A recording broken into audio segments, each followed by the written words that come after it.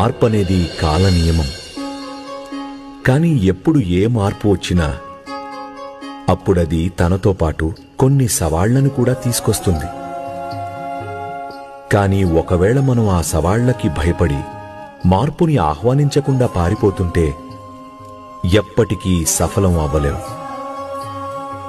అందుకే సవాళ్లని ఎదురించండి, వాటి నుంచి నేర్చుకోండి, ముందుకు సాగిపోతూ ఉండండి.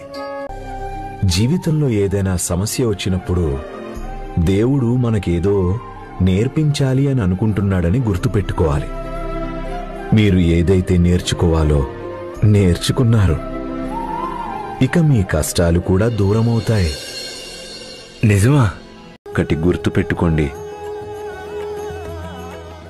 భగవంతుడు కరుణతో నిండినవాడు. అందువల్ల ఆయన గురించి ఎప్పుడూ చెడు అభిప్రాయాలు ఏర్పరచుకోవద్దు. నా ఆశీస్సులు సదా నీ వెంట ఉంటాయి.